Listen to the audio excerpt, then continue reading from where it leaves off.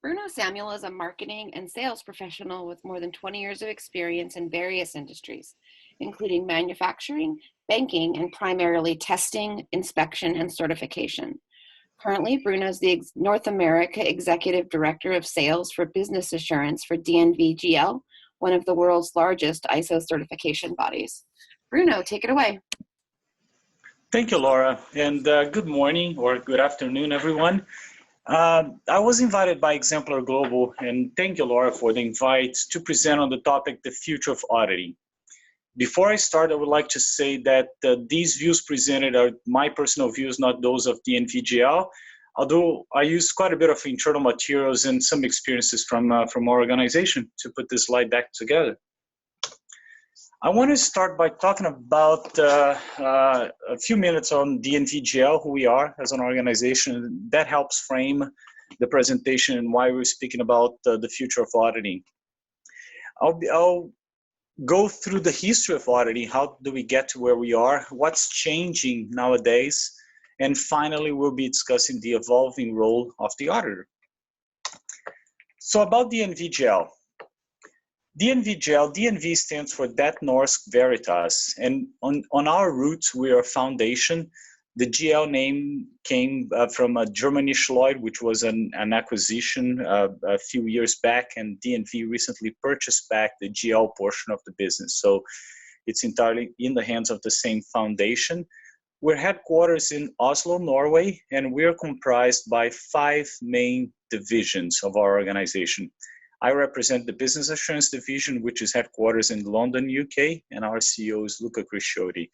We also have some support functions such as research and innovation, and in fact, we reinvest 5% of our gross profit into research and innovation, and we have quite a bit of material and information generated by our research and innovation group. And we also have a global shared services, which involve all the main supports such as IT and HR and so on and so forth. In DNV GL, we are proud to be a global organization with local presence. We have about 300 offices all over the world representing us in 100 countries, and we currently have about 13,500 employees. In business assurance, which is the division that I represent, our main services are management system certification, product assurance, supply chain management, sustainability strategy and reporting, and training. In our certification and verification, that's what most clients know certification bodies for. So it's all the ISO certification. We do some personnel certification. We do a lot of verification of greenhouse gas emissions or claims for environmental claims for annual reports. We do a lot of assessments as well, and that would include independent assessments of facilities, something that's not necessarily an ISO standard. We do hospital accreditation as well in the United States. We do ISRS, which is our safety risk assessment. We have a very large portfolio of training courses, including some accredited training in-house and public. And we focus in 2 main sectors, which are food and beverage and healthcare. Of course, we cater to all the different sectors, but those are the ones currently with that we have a focus on growth. Okay, so starting with the content, and let's talk a little bit about the history of auditing. And by looking into the history of auditing, it's almost that thing that we learn in history when we study in high school. It's the understanding of the past to have an appreciation of the present and then having a view for the future. So prior to the industrialization, the role of artisans was quite fulfilling. And by the way, when I talk about auditing in this context, and because of Exemplar Global and also the context of our organization and my experience in particular, we're talking about the context of auditing in the management system world, just to differentiate from financial or other types of audits. So in the period prior to industrialization, the role of artisans was quite fulfilling. So they had full control of their manufacturing processes, and they would see the process in most cases from beginning to end. And that provided a sense of satisfaction and ownership. So auditing was comprised to the aspect perhaps of a buyer looking to purchase a certain product to ensure it was according to expectations. So the industrialization era changed entirely the scenario. So the advent of machines first changed manufacturing processes and soon followed scientific theories that helped explain and rationalize manufacturing. The first of these scientific theories was done by Frederick Taylor, and that was the Taylorism, as it's called. It was the first approach manufacturing in a scientific way with a drive towards efficiency. He was one of the ones who pioneered the division of labor and processes and started developing approaches to minimize process variation. He was so successful with his approach that, as a matter of fact, employees quickly noted how much control he was taking away from them and giving to management. There's a story that in 1912, he was kicked out of an ammunition company in Massachusetts. And then there was further to that, the US Senate, followed by agreeing with the factory by identifying that the ideas and techniques useful from an organization value are very efficient, but it gave production managers a dangerous level of uncontrolled power. Along with Taylorism, this early understanding of process management provided the basis for what would later be process-based auditing. However, the mindset was still that of inspection of final products, batches, etc., not exactly process auditing. In the late 30s, early 40s, military ordinances appeared, which would later be named the U.S. Military Standard MIL STD 105. The concept of total quality control, and which later would become total quality management, it started, and that's debatable by Feigenbaum, matured and grew in adoption, and it was later shadowed by ISO 9001. The 50s and the 60s saw a huge focus on quality, with many quality gurus improving upon each other's work. But it was really in the 80s that ISO 9001 came to light, in 1987. And the adoption of ISO as a procurement mechanism to ensure quality in products and service delivered. And further to that, the appearance of the rules for independent certification of ISO management systems. The main reason why ISO was so widely adopted, which was as it was a ticket to trade, a requirement to do business with another company, may actually now be one of the main reasons for its commoditization as we see nowadays. And that is a topic I'm very passionate about. I wrote my MBA thesis on the commoditization of ISO, and it's something we see in the industry, and there's many ways of thinking around that. ISO has been reviewed many times, as most of you certified companies know, and several industries have adopted their spin-offs to ISO, or other management systems were created. So case in point, aerospace industry, AS 9100 or 9100 series of standards, or IATF in the case of automotive. Then some other trends were observed with the wide adoption of ISO. It got closer and closer to becoming a regulatory mechanism, and we're looking into CE marking in Europe, ISO 1345 plus MDR requirements. So, and finally, with the recent incorporation of risk management components, ISO became even stronger in providing a wider approach and to the way companies manage their processes.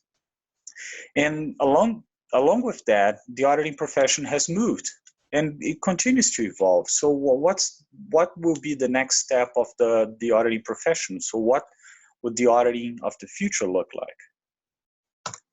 So what's changing now in the auditing profession? So let's spend some time looking at how auditors may be affected by all this change in ISO. To begin with, I would like to look at the concept of ISO and explain how mature they are now. So I really like this. Many companies have implemented and been audited internally and independently as well by certification bodies such as DNV GL. The analogy with that process and the maturity, it's similar to, I use the idea of a sculpture. Goes a long way to make it very visual. So during the implementation phase of ISO, there are lots of changes. The company is evolving and changing very quickly. During the first certification cycle, there's a basic system in place, but still lots can be found by internal and third-party auditors. And as the years go by, the system itself becomes more mature and becomes harder and harder for the auditor to find improvement, or in this case, for the sculpture to provide meaningful value or to make adjustments. It's still always progressing and always getting better and better. But what you see, let's say, in this third certification cycle in the slide, it's not the same level of change as to what you would see in the pictures 1, 2, and 3, for example. So the impact on the auditing profession is auditors will be challenged to find more and more value in a very mature system. The other trend we are seeing is the integration of standards. That's also something we're noticing a lot of change. Again, in a continuum, in the past as CBs, we noticed that these systems were separate, and often actually they would be run by different groups. So operations would be running ISO 9001, HR sometimes would be running OSAS 18001, and sometimes corporate social responsibility folks would be running ISO 14001. Now, however, we're noticing more and more companies with multiple management systems and fully integrated. We have some clients at DNV GL, they're quite complex when you put multiple standards, multiple locations all over the world, multiple sites. So it becomes quite a layer of complexity. And that puts a lot of strain on us as a certification body, but also internal auditors and the auditors that work for us. So how do we adapt to multiple standards, multiple integrations, and how do you provide the best value out of it? Many companies are taking a very customized approach to auditing, and they're focused on protecting their brand. So it's beyond just quality, it's beyond just environment. So they look, in the case of Coca-Cola, and this was a presentation that Coca-Cola delivered at a symposium I attended, and they gave permission to use that. They develop a framework for quality, food safety, and environment, which allows them to manage the entirety of their risks instead of kind of cutting off in small little parts. So what's the solution? So let's see what Coca-Cola has done as one example. To them, their brand value is one of the most important things to Coca-Cola. The value of their intangible assets worth more than $20 billion. So what do they do to protect that brand of theirs? They created its own protocol, which includes components of ISO standards. It includes components of the GFSI standards, which stands for Global Food Safety Institute, which is the compilation of different harmonized food safety standards, and its own operating systems to minimize its risk. So Coca-Cola is one example of a company who uses this approach. And we see it just in our roster of clients. We see companies who incorporate the same thing, ISO components, along with maybe CSR, corporate social responsibility standards. Examples are SEDEX or SA 8000. So we're seeing more and more of that kind of approach of companies developing their own customized solution to mitigate their risks using ISO, but using other standards as well. So from an auditing perspective, it's important to understand that one size may not fit everybody and may not work for all companies. And auditors need to be keenly aware of how that impacts them. One of the things we're seeing, and the more we talk about harmonization and we try as industries to have less volume of audits, well, guess what? We don't see it happening. I think we see more audits and not less. And here's some of the reasons. Government is becoming more and more under the scrutiny for minimizing and committing to lower spends. And more we're seeing governmental actions trying to bring ISO standards closer to a regulatory type of perspective. We see the perfect example to that would be in the medical device industry, where we see a program called the Medical Device Single Auditing Program, also known as MDSAP. And it's an initiative to harmonize medical device audits for Australia, Brazil, Canada, Japan, and the United States, aiming at a single audit that gives companies access to any of these markets. So it takes it away from the hands of the FDA, Health Canada, etc. In the food and beverage sector, for example, what I mentioned before, the Global Food Safety Initiative was one of these approaches to have audits accepted by many retailers. But again, that involves having more audits on the manufacturing side. On the supplier audit side, the good news is that there also a lot of companies, they understand there is ISO components, but they also want to be auditing to their own requirements. The only good news there is that more and more supplier management programs are accepting a common standard plus extra requirements. So we see it in the aerospace sector, we see it in the food and beverage sector. So if a company wants to supply to Costco, as one example in North America, in the food sector, they would have to comply to a GFSI standard plus some specific requirements to Costco. But that would be a much shorter audit than having to do two separate audits independently. Auditors, again, will have to adapt to this ever-changing audit-heavy landscape. And that's only in the world of accredited audits, where there is a regulatory component onto how we as a certification body operate. For unaccredited audits, the rules are much more loose. So do you as an auditor have the ability to look at common requirements between, let's say, a supplier audit and a GFSI audit and make sense and provide the best value to your customer by looking at common requirements between accredited and unaccredited standards and only auditing once what doesn't need to be audited more than once. As a certification body, we're also seeing a need to benchmarking. More and more companies are looking to benchmark their efforts against somebody else's. So be it amongst their own facilities for the case of multi-site global companies or even against their peers. So much that DNV GL launched a product called Lumina, which is an online platform which has over 2 million findings which collected by DNV GL over global, many clients all over the globe over a period of a few years. We organized them by severity, by the clause of the standard by which they were audited, and by industry code. So now, for example, DNV GL is able to offer our clients a possibility of comparing how they're doing over time, but also how they're performing against their standard, their peers. So a chemical company in the United States should be able to look for, let's say, ISO 9001 and compare how many non-conformities they get and the severity of those non-conformities in a certain clause of the standard against other chemical companies in the United States as well. And this will not go away. Quite the opposite. We're seeing this is something that's going to keep on growing. And what's the impact? What if all the certification bodies share the same database of findings? What kind of a benchmarking could we provide to companies? Again, auditors and even internal audits will be pressed to continually improve upon what they already have. External auditors, we need to be more and more scrutinizing the work of internal auditing programs. So it may not only be about compliance anymore, it may also be about what's next, how other companies are performing. This may be, I personally believe this may be one of the most transformative types of changes we're seeing in our industry nowadays. So it's the concept's not new, the idea of quality culture or safety culture. But now companies are asking us as a certification body, as a professional auditing firm, to go, let's say, take the pulse of their culture, be it a health and safety culture, be it a food safety culture. Companies are realizing the cost of using a stick approach to ensure people comply to things is too high.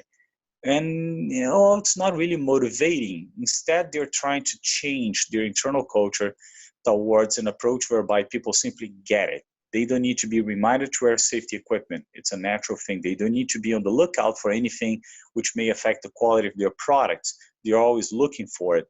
Or employees are not afraid of customer complaints or audits. Instead, they're embracing it. I had a manager a while back, and with the goal of changing the culture towards customer complaints, and his phrase was, if it looks, smells, and tastes like a complaint, it's likely a complaint. Just log it. The more complaints, the better. That's how we get better. So how do you audit culture? I mean, it's not a regular type of auditing approach.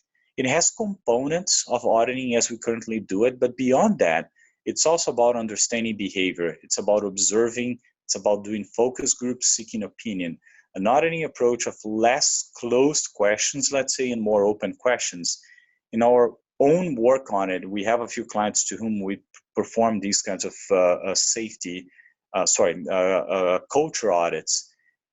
In the case of food safety, which is one we're working on right now, it's always about a team approach. We usually use two people, or a group of people whereby we have two very different skill sets, one on the food safety expert type of approach and another one who's a behavioral specialist to provide the understanding of if people are by themselves embracing that change. And some of the work we do in, again, in food safety involves the use of social media even to engage cultural change. So it's if you really want to make sure people embrace something new and don't just do it because of the compliance, you need to make sure they live and breathe by it. So the example I have to provide to you is the idea of using social media or intranets to share best practice amongst different plants of organizations all over the world. You may have a plant in Thailand who has a great system to make sure that people always wear hairnetting before they walk into the facility. And not necessarily everybody else all over the world sees that. But if we do the audits, if we do the observation and the cultural assessment all over the world, we can share that with the client and they can further share with their employees. New technologies. So technologies are playing a major role in the way surveys first and then audits secondly are done nowadays. To make it more entertaining and to give you a break from my accent and make sure nobody falls asleep, I thought I'd play a couple of videos and then discuss the impact this may have in the auditing community. The first video is an inspection of a jackup rig in the UK, and that was done by DNV GL. And the second video is an application of Google Glass technology in the food industry. So let me play this one. Hopefully technology is going to work with me well here.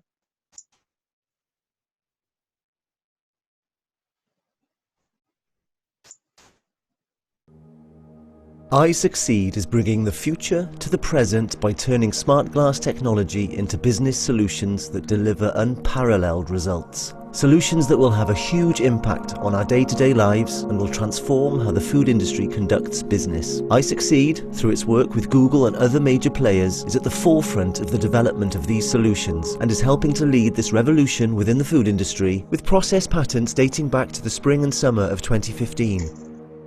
Be part of this revolution, which will change how we manage and facilitate expert communication and training in the food industry on a global scale. The world has become a much smaller place. We see greater efficiency with knowledge transfer occurring almost instantaneously around the globe. We are removing the need to physically be in a location in order to share expertise. We are eliminating the high cost of travel by allowing you to virtually connect from your office to any location around the globe. Explore smart glass technology with iTraining, a smart training program that avoids the shortcomings of existing training modalities. This revolutionary hands-free smart glass device training provides an interactive learning experience where employees are no longer required to understand written procedures or recipe cards. No more learning away from workstations through video or e-learning programs, or even viewing monitors or tablets at their stations. Avoiding the high costs of peer-to-peer training and the inconsistencies such training brings. These issues are all in the past. With iTraining, employees are free to move around their workstations and enjoy a full range of movement. With their hands free and a full range of view, they will learn intuitively, directly and interactively with the assistance of worker instructions presented in real time as they are performing the task. iTraining is just the beginning. Imagine, if you can, that each training action point becomes a mapped piece of data. Data that is uploaded to the cloud. Data that can be used to identify the specific actions associated with each task. One step further and see a scenario where a smart glass can use that bank of data to determine when an employee deviates from the correct procedure. Not only will that error be detected, but the device will also intervene and provide visual corrective prompts, all the while logging these actions into the cloud. Smart glasses delivering augmented intelligence.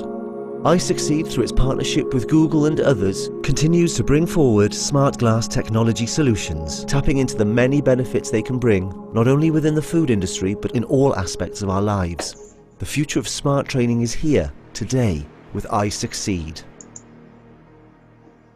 Well, that wasn't supposed to be, of course, a promotion of this company, but it's just an interesting solution that I wanted to highlight. Let me go back to the presentation. The other thing I wanted to comment on is it's funny because even with the training video, the position of the turkey in the sandwich, it's still messed up. So as you notice, I mentioned the first one would be on the technology of the jackup rigs using drones by DNV GL, and the video was the other way around. So let me now play the video of the drone inspection, and you see again another application of technology. Oh, sorry, I clicked the same one. It will be the second one.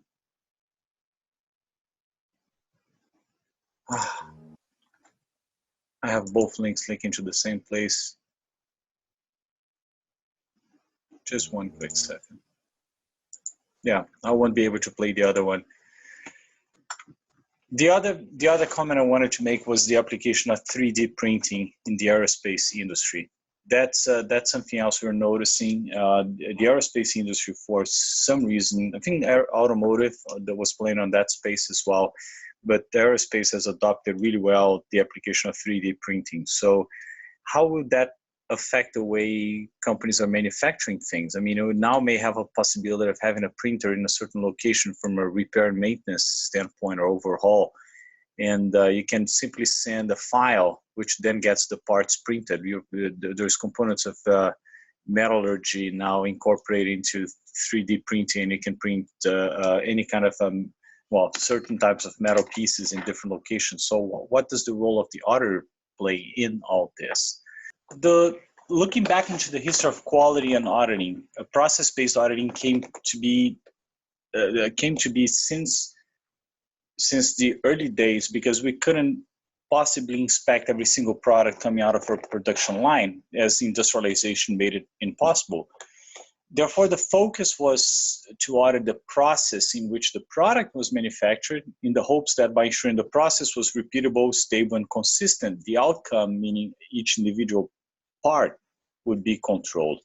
But how does it change right now when we talk about big data and sensors and Internet of Things? So what if every single product has a sensor which enables the monitoring of its functions? And this is not that far-fetched. Switches already have that built in. Thinking long-term, if you have 100% assurance that your product's working as it should, why auditing the process at all? Why not auditing maybe the behavior that people have around that? Could that pose a risk to the entire quality management system industry as we understand it nowadays? Or would it switch the approach of auditing? The application of Internet of Things may pose risks in certain applications, and perhaps the role of the auditor is to evaluate the risk applicable to the use of technology. And what about other management systems? I mean, maybe that's going to decrease the need or the scope of a quality management system audit. But how about ISO 27001 information security? So all that information is transferred over in electronic format. There's a higher risk of cybersecurity threats. So ISO 27001 information security may flourish. So definitely we're seeing a transformation due to technology in our industry. But these sensors may be able to help auditors too. So the data collected by these sensors may enable the auditor to focus only where the issue is. So think about the work of a car mechanic nowadays compared to what it was in the past. I'm trying not to date myself here, but I'm still from the days when the car mechanic would pop the hood, would listen to the engine, ask you what the symptoms were, and what you're experiencing. Now they may ask a few things like that, but usually they'll just plug in a computer and get the full diagnostics. So will that be our future in auditing? How would that change the way we do things? So the data will be able to provide us what areas to focus during an audit. So maybe you don't focus on everything. Maybe you only focus on areas where you see there are issues. And how do you make sense of data as an auditor? Are you comfortable around understanding analytics? Do you know how to apply all that in your role? So we are coming to the last portion of the presentation, which is on the evolving role of the auditor. And for some reason, I had a bit of an issue again on my slide. So let me pause for 1 second.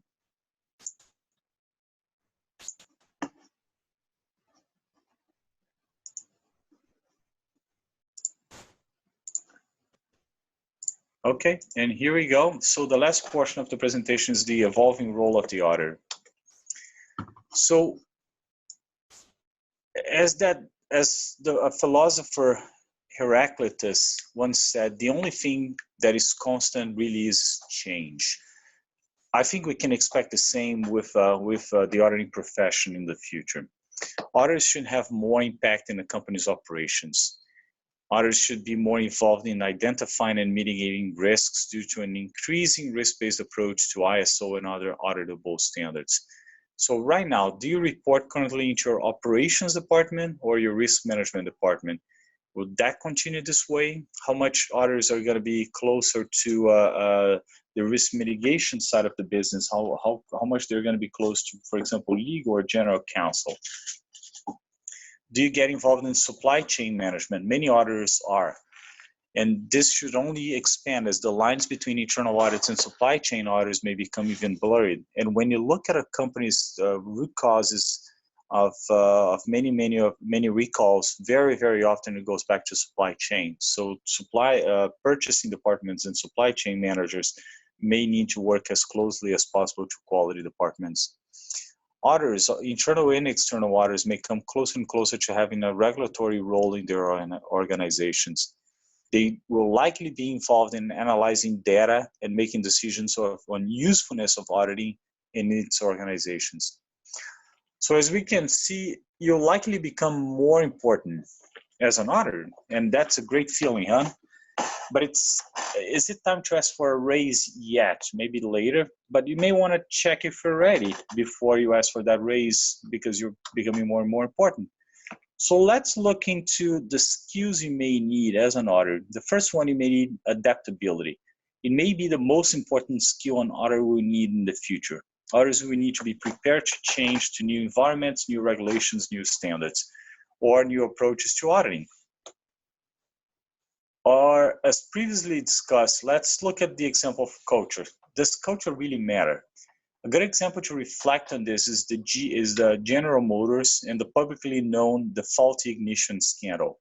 The first reports came in about 2004 from the Pontiac G4 and the Chevy Cobalt. A weak spring meant that small amounts of force could cause the ignition to turn off. A knee bump, or let's say a heavy keychain, which I have one, by the way, ignition turn off would mean disabling the airbag system, further increasing the danger of the issue.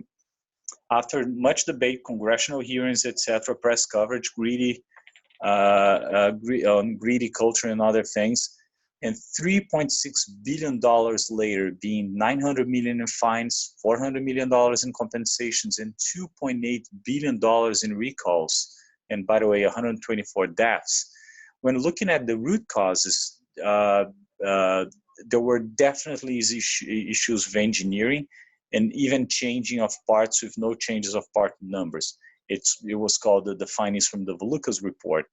However, it seems that most of the issues are related to GM's cultures. So there was the resistance to raising issues amongst the different levels, excessive number of committees, too many organizational levels. As one example, the so-called director of vehicle safety was 4 levels down from the CEO. Departmental silos hampering the gathering and sharing of information. Knowledge management system was just not suitable, lack of awareness of external information, and of course, shooting of top executives. How many companies you know have similar issues? I mean, I think every company has some of those things, and that's really a cultural thing. These are hard things to change in organizations. Would that be the future of auditing? Will that be the future of looking into these things and not exactly if a certain part number is matching something else? Another skill that auditors may consider having is to become more tech savvy. So technologies are changing, and we discussed some examples. I mean, I wish I could have played a video of drone inspections, but more and more companies, and ourselves included, are using drones as a way to inspect things, and who knows, maybe even auditing things in the future. So how can you adapt to it? Have you investigated what technologies may apply to the processes that you currently audit? Have you considered the impact of this technology on the way you audit?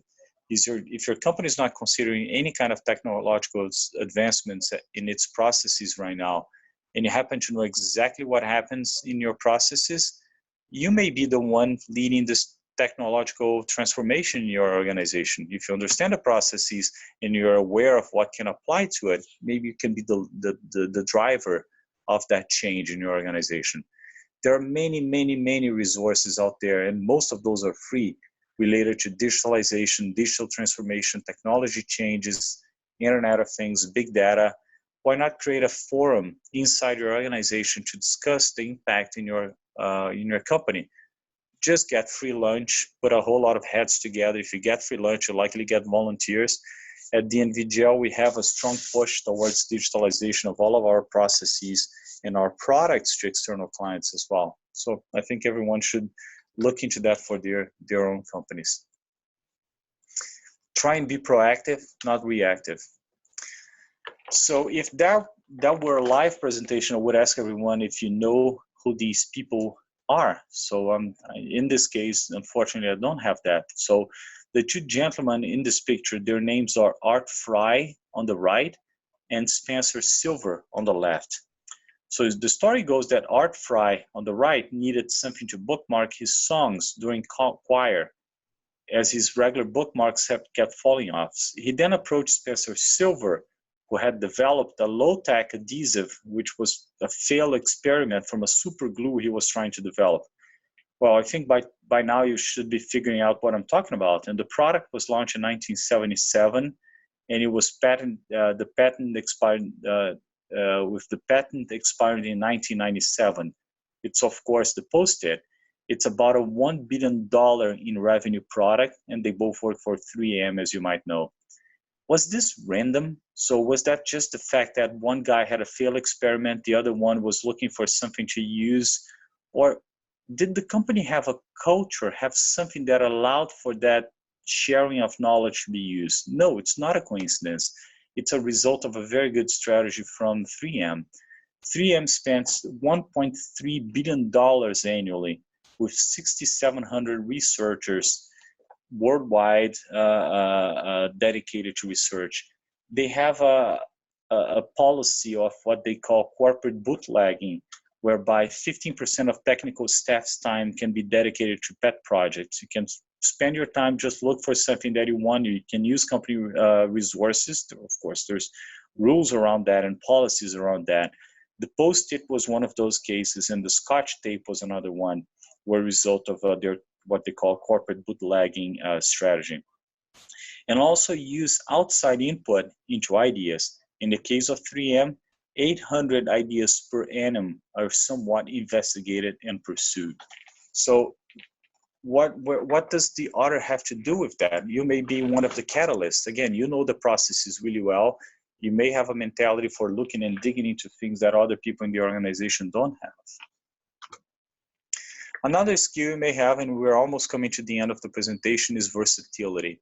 Along with adaptability, being versatile may be one of the most important skills an auditor will need. With so much transformation happening, auditors will need to be ready to adapt to new technologies, to work in different environments, be prepared for different schemes and changes in the regulatory framework, and simply changes of priority in their audits. Auditors may need to be conscious of their clients' benchmarking needs. How do they compare to their peers? Can an audit provide them with that kind of insight? So if you don't have any way of benchmarking, change the way you audit. Maybe look for other examples out there. But of course, I have to keep things in mind, such as maintaining confidentiality of our clients or not consulting as one example. Be open to behavioral type of audits. As we mentioned before, sometimes the cultural aspects are more important than the simply auditing components. So are you ready to move into an area where the focus of the audit's on observation and focus group rather than interviews and documentation review? Of course, training will need to be provided for any auditors in that kind of transition. But beyond training, are you ready? Can you sit back and observe, or will you feel the urge to kind of stand up and go ask questions as part of our mentality now of auditing?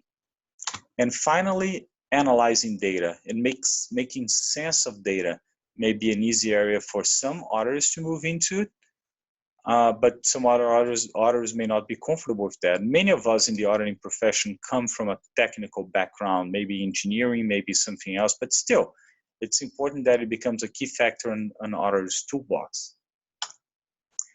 Customer centricity. Customers will always be at the center of what every company does and what every employee should be focused on.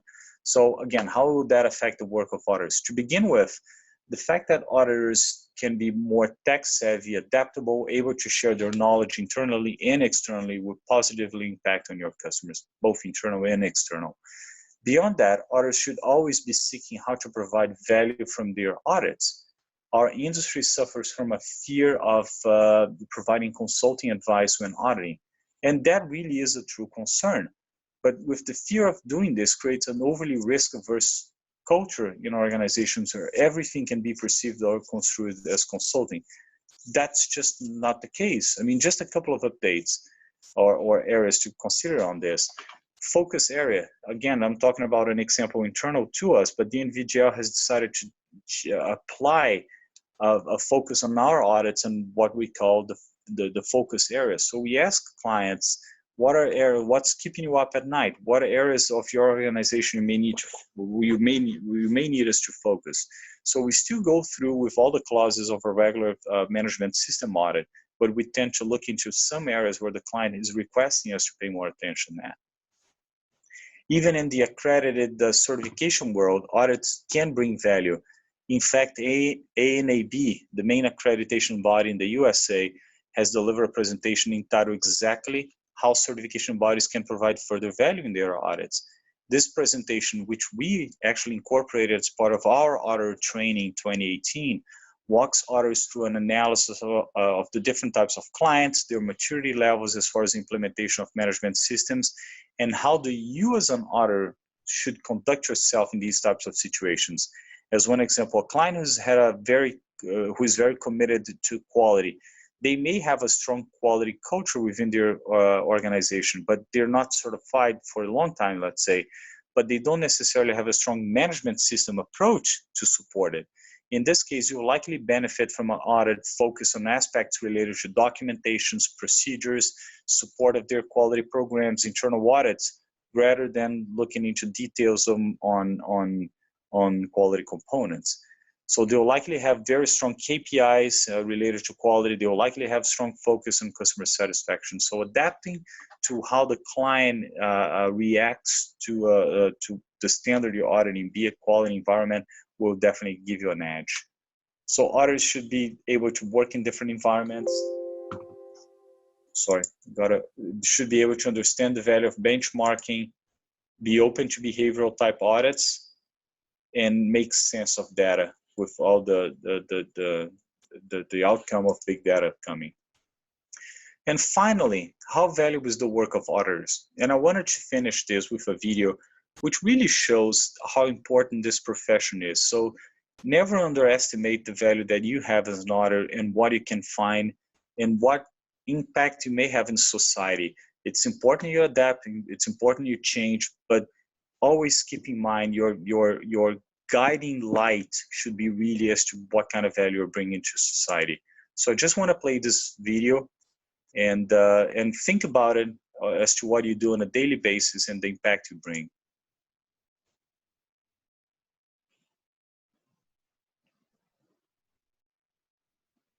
This is an ad for a project management tool called Monday.com. This is what it looks like, and this is what it feels like. One of the most important ways to realize our vision of becoming the power base for sustainable growth and development is to embrace, integrate, and entrench quality in all phases of our project lifecycle.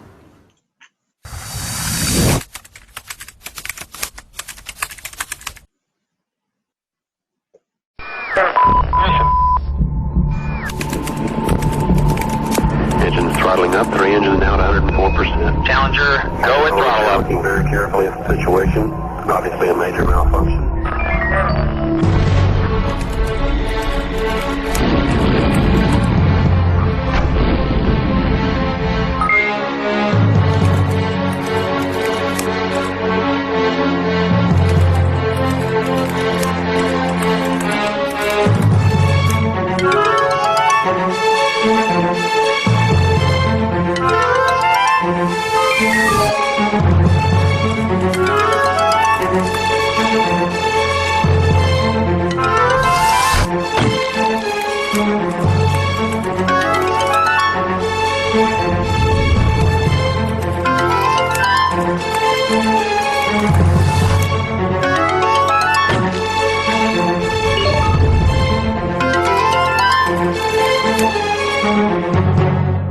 Nancy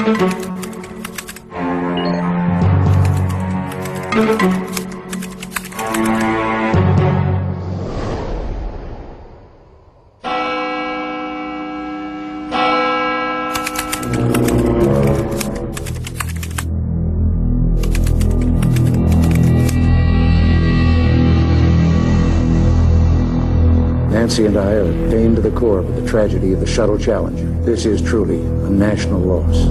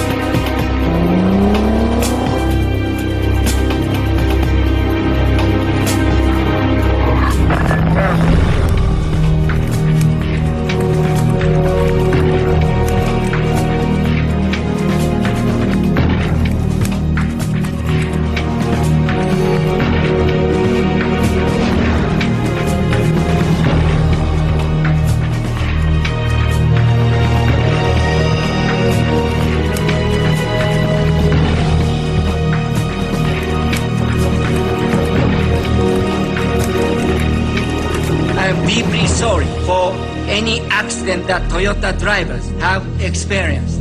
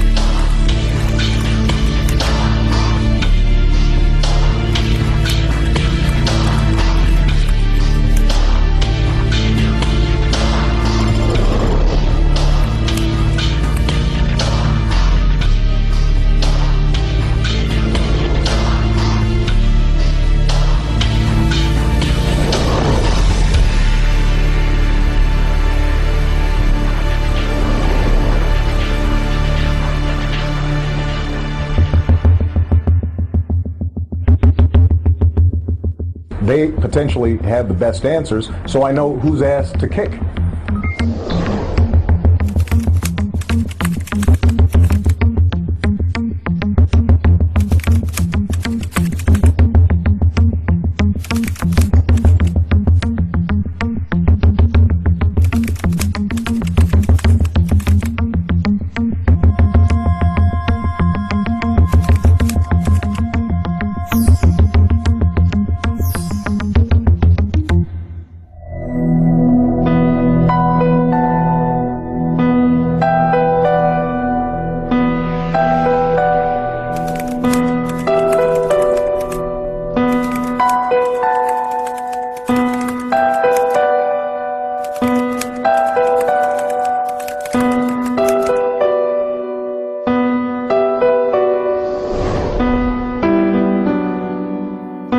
Quality is like our health. We tend to take it for granted and only notice it when it fails.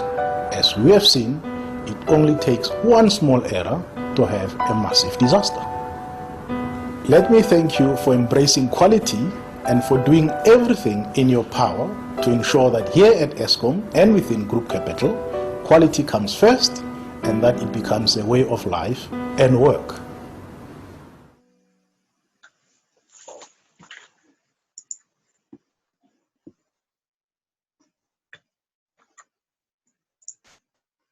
So thank you, everyone. I really would like to wish you the best in your careers, and as you as this role of the auditing profession evolves around you, and you adapt to it. Thank you for what you do. It's really critical to our lives day in, day out. So with that, I would like to pass it back to Laura for final remarks, and I'll leave my contact information up on the screen in case anyone wants to get in touch with me. Laura? Thanks, Bruno. This ends today's presentation. Thanks for listening.